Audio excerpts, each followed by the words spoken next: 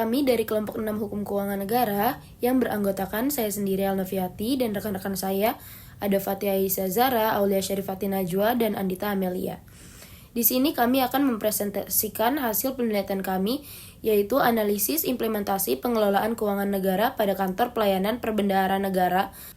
Nah, untuk penjelasan lebih lanjutnya akan dibacakan oleh rekan-rekan saya. Oke, jadi saya di sini akan menjelaskan terkait deskripsi dari Kantor Pelayanan Perbendaharaan Negara atau KPPN. Jadi KPPN sendiri itu adalah unit vertikal dari Direktorat Jenderal Perbendaharaan atau DJPB di bawah Kementerian Keuangan Republik Indonesia yang memiliki tugas utama sebagai penyalur dana APBN Satuan Kerja Pemerintahan Pusat.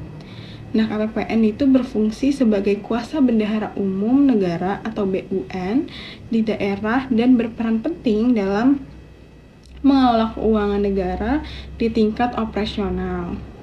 KPPN juga melayani prosesnya pencairan dana, verifikasi dokumen tagihan, serta melakukan pencatatan pelaporan keuangan pemerintahan.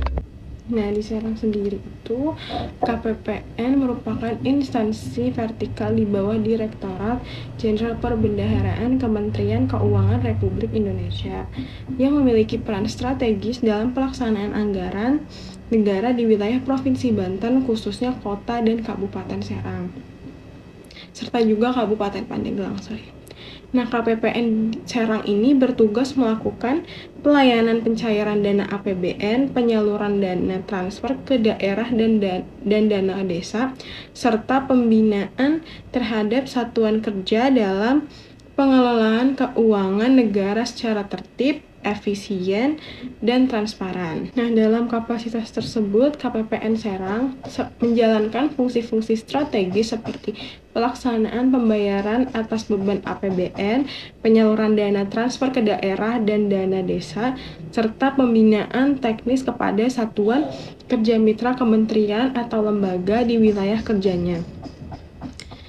KPPN Serang juga berperan aktif dalam pengawasan pelaksanaan anggaran termasuk monitoring kinerja belanja pemerintah serta pelaporan keuangan yang akuntabel. Selain itu, KPPN Serang juga sudah menerapkan sistem pelayanan berbasis digital melalui aplikasi SPAN atau Sistem Perbendaharaan dan Anggaran Negara.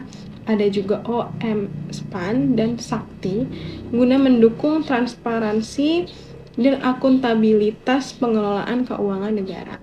KPPN Serang juga menjadi fasilitator kegiatan edukasi keuangan, sosialisasi kebijakan fiskal, dan peningkatan kapasitas sumber daya manusia di bidang keuangan negara. KPPN Serang turut mengawal penyaluran dana alokasi umum atau DAU, dana alokasi khusus atau DAK, dan dana insentif daerah atau DID yang menjadi instrumen penting dalam pembangunan daerah. Oleh karena itu, KPPN tidak hanya sebagai pelaksanaan teknis fiskal, tetapi juga sebagai aktor strategis dalam pembangunan nasional yang inklusif dan merata. Sekian dari saya kembalikan kepada moderator. Baik, selanjutnya saya akan menjelaskan tentang sistem keuangan di KPPN Serang. Yang pertama, dalam proses pelaksanaan, pada tahap ini KPPN Serang menyusun perencanaan strategis yang selaras dengan visi, misi, dan tujuan Kementerian Keuangan serta kebijakan nasional. Perencanaan ini dituangkan dalam dokumen rencana kerja tahunan atau RKT dan perjanjian kinerja yang memuat indikator kinerja utama yang terukur dan relevan dengan tugas pokok KPPN. Selain itu, penyusunan anggaran dilakukan berdasarkan kebutuhan real dan prediksi pelaksanaan tugas selama tahun berjalan, yang kemudian dituangkan dalam daftar isian pelaksanaan anggaran atau DIPA sebagai dasar pelaksanaan anggaran. Yang kedua, dalam proses pelaksanaannya, pada tahap ini KPPN Serang menjalankan penyaluran dana sesuai dengan DIPA yang telah disusun meliputi belanja pegawai, barang, dan modal. Pencairan dana dilakukan melalui penerbitan surat perintah pencairan dana atau SP2D yang menjadi mekanisme resmi dalam pengeluaran kas negara. Pengelolaan kas dijalankan dengan prinsip efisiensi, efektivitas, dan akuntabilitas untuk memastikan penggunaan anggaran tepat sasaran. Selama pelaksanaan, KPPN Serang juga melakukan monitoring secara berkala terhadap realisasi anggaran agar penyerapan dana sesuai dengan rencana dan melakukan evaluasi capaian kerja dengan membandingkan realisasi dengan target indikator kinerja utama yang telah ditetapkan. Yang terakhir, dalam proses pelaporannya, dalam tahap ini KPPN Serang menyusun laporan keuangan secara periodik sebagai bentuk pertanggungjawaban atas pelaksanaan anggaran yang telah dilakukan. Laporan ini mencakup realisasi anggaran, efisiensi penggunaan sumber daya, serta capaian kinerja organisasi. Selain itu, KPPN Serang juga menyusun laporan kinerja atau LAKIN tahunan yang memuat capaian indikator kinerja utama, realisasi anggaran, dan analisis atas pelaksanaan tugas dan fungsi kantor. Pelaporan keuangan dan kinerja ini dilakukan secara transparan dan akuntabel sesuai dengan peraturan pemerintah yang berlaku, sehingga dapat menjadi media pertanggungjawaban kepada pemangku kepentingan serta dasar evaluasi dan perbaikan kinerja di masa mendatang. Sekian dari saya kembalikan ke moderator. Baik, izin melanjutkan. Jadi saya akan menjelaskan tentang implementasinya. Jadi prinsip akuntabilitas menjadi pusat dari seluruh aktivitas KPPN Serang. Akuntabilitas tidak hanya dalam bentuk pelaporan fisik, tapi juga dalam bentuk pengukuran kerja berbasis indikator.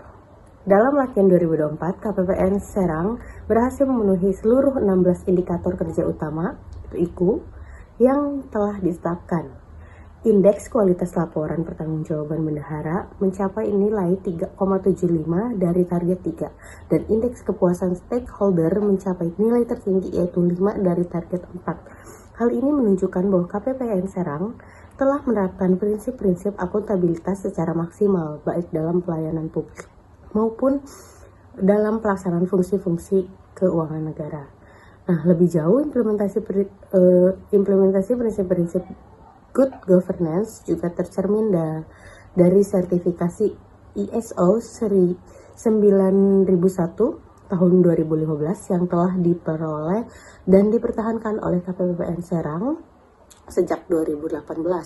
Selain itu, komitmen terhadap reformasi birokrasi dibuktikan dengan perolehan predikat wilayah bebas dari korupsi.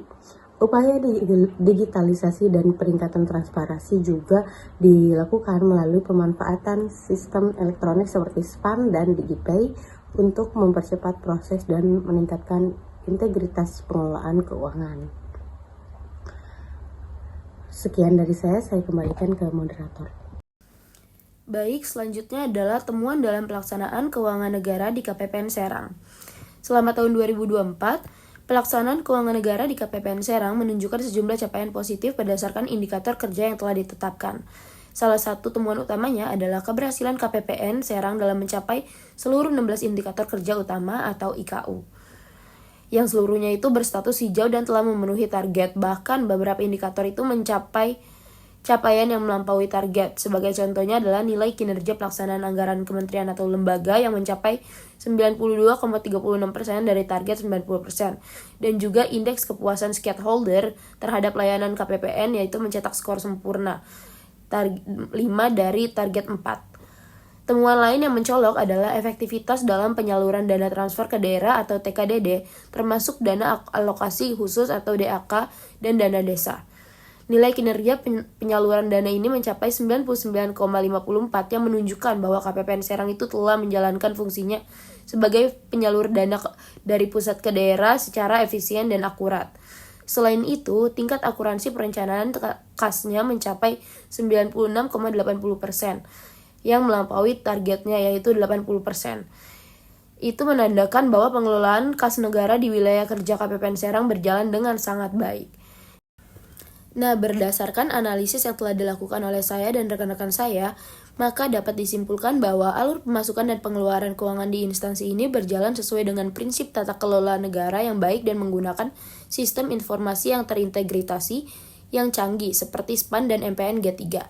Pemasukan keuangan negara difasilitasi melalui modul penerimaan negara generasi ketiga atau MPN G3. yang memungkinkan satuan kerja, instansi pemerintah, atau pihak ketiga menyetorkan dana secara elektronik ke rekening kas umum negara atau RKUN, yang kemudian akan diverifikasi dan direkonsiliasi oleh KPPN. Sementara itu, pengeluaran keuangan dilakukan berdasarkan dokumen surat perintah membayar atau SPM dari satuan kerja yang diverifikasi oleh KPPN, lalu diterbitkan surat perintah pencairan dana atau SP2D untuk mencairkan dana dari RKUN ke rekening penerima.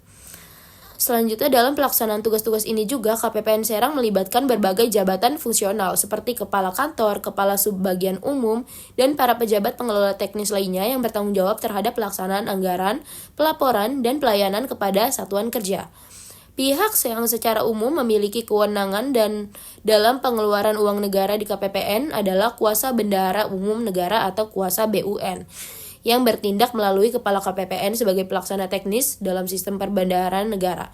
Dengan sistem yang telah terbangun dan pengorganisasian tugas yang terstruktur, KPPN Serang itu mampu menjaga efektivitas, transparansi, dan akuntabilitas dalam setiap proses pengelolaan keuangan negara yang dilakukannya. Adapun saran yang dapat diberikan yaitu perlu adanya peningkatan kapasitas sumber daya manusia di lingkungan KPPN Serang agar pelaksanaan tugas-tugas perbendaharaan itu dapat berjalan lebih optimal, khususnya di masa beban kerja tinggi seperti akhir tahun anggaran. Di sisi lain, masih rendahnya tingkat pemanfaatan sistem DigiPay oleh satuan kerja itu menandakan pentingnya intensifikasi edukasi, pelatihan, serta pendampingan teknis secara berkala agar sistem digital yang telah dibangun benar-benar dimanfaatkan secara maksimal. Selanjutnya, evaluasi kinerja pelaksanaan anggaran itu sebaiknya tidak hanya berorientasi pada penyerapan anggaran, melainkan juga mempertimbangkan efektivitas output dan outcome yang dihasilkan untuk mendorong tercapainya tujuan strategis pembangunan. Dengan demikian, implementasi pengelolaan keuangan negara itu tidak hanya berjalan sesuai regulasi, tetapi juga mampu memberikan manfaat nyata bagi masyarakat dan memperkuat prinsip-prinsip good governance di tingkat daerah. Cukup sekian yang dapat dipresentasikan oleh kelompok 6 berdasarkan hasil analisis kami di lapangan.